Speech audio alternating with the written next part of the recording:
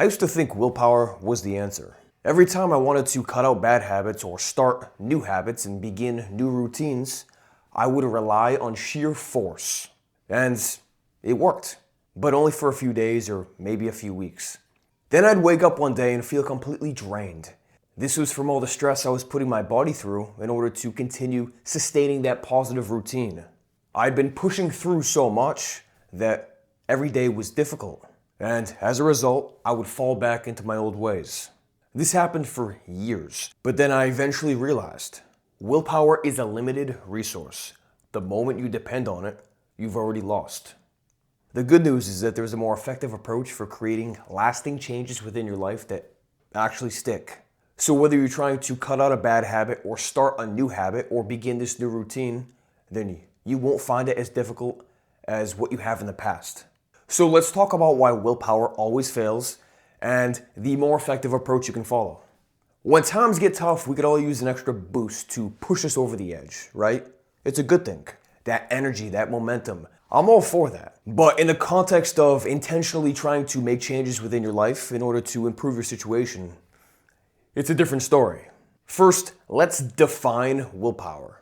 Mental capacity to direct behavior in alignment with a chosen intention, especially in the presence of temptation, discomfort, or competing impulses. Notice the words that were used right there. Discomfort, temptation, impulses. Every time you choose willpower, you are subconsciously telling yourself that you're going to face those challenges, that you will face discomfort and temptation and challenge. And your brain eventually gets this message, this is hard. I have to fight myself to do this task. And that, my friend, is the issue. Like I've mentioned in many other videos, your subconscious mind controls about 95% of your day-to-day actions. It has this very large influence over everything you do. And your subconscious responds to identity programming, which took place from the time you were a little baby until about 7 years old. So in these moments when you have been pushing through trying to cut out that bad habit or start that new routine, your brain essentially resets to the default programming.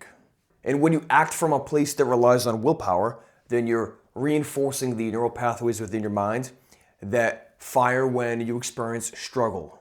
This means you're training your mind to see positive behavior changes as something foreign that requires constant struggle and effort to maintain.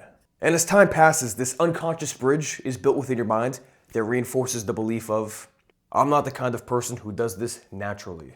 And from here, you have bigger issues. Overthinking, limiting beliefs, self-sabotage, all those things that ultimately prevent you from making those lasting long-term changes within your life. This is why willpower always fails. So what's the answer? How can you reshape the way your brain perceives making personal changes so that they actually stick? Number one, reframe change as replacement, not addition. In the past, whenever I tried to improve upon my life, I would just keep adding new things to my day. Things like going for extra walks, things like doing 30 minutes of additional meditation before I go to bed, things like journaling in the morning and the night. And all these things felt productive. It seemed like, oh yeah, if I'm doing these things, then I'm going to improve my life and these changes I make will be lasting, they will stick, I will become more disciplined and get more things done. But ultimately, I only felt more overwhelmed as a result. And when you feel overwhelmed, then your brain releases cortisol. And when your brain releases cortisol, the stress hormone, then your prefrontal cortex, which is the executive functioning part of your brain, naturally decreases in activity. So from there you make poor decisions and you're impulsive and you can't think straight. And as a result, you fall back into your old ways. So when it comes to instilling new habits and positive routines into your life, don't try to add more. You're just gonna feel overwhelmed and eventually burn out and quit. A better alternative is to replace what you're currently doing with another habit. So for example, I used to doom scroll on my phone for 3-4 hours every single night. So what I did was I took those 3 to 4 hours and I determined what things I would do in that time block instead. And to really make these things stick, I focused on all the positives I would experience as a result of doing them instead of doing the other thing. When you can get in your head all the positive benefits you'll experience as a result of making these changes and sticking to these changes, then you're more likely to continue doing them. Number 2, environmental design. When I still lived with my parents, I would snack on junk food a lot. I've never been somebody who's overweight. I've always been in good shape with sports in the gym, and I would always eat healthy meals, but I would always snack later at night when I was watching TV or on my phone.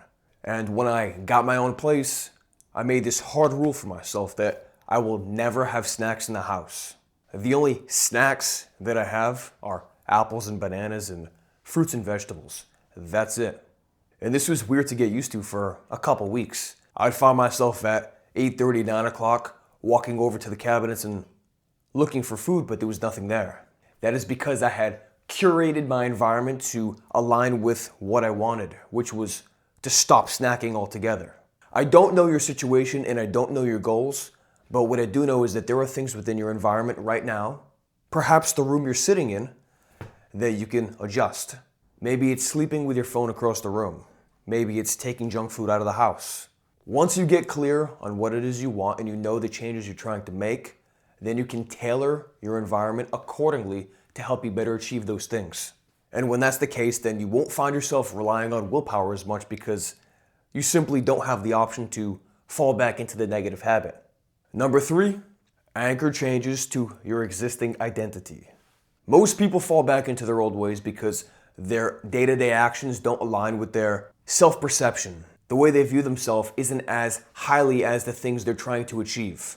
If you don't believe within you that you're somebody who can make these changes and see benefits within your life and improve upon your situation, then naturally you'll have a very hard time acting in accordance with those things.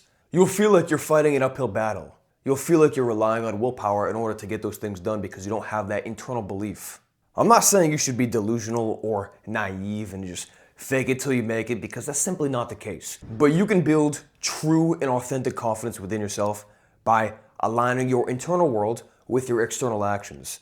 And when your external actions are not in alignment with your internal world, then you will face additional and unnecessary resistance.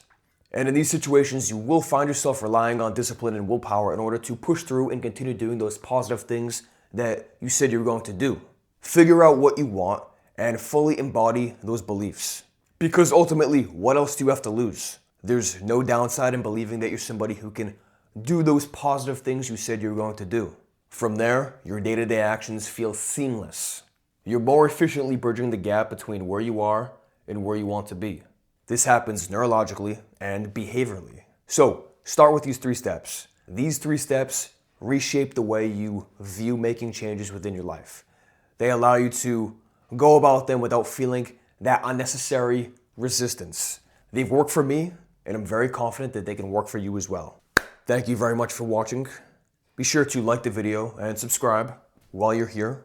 And if you're somebody who's always overthinking and you have self-doubt and you know what you should be doing but you just can't bring yourself to do it, then check out the free resource I have down below in the description. Alrighty then, I will see you in the next video. Bye.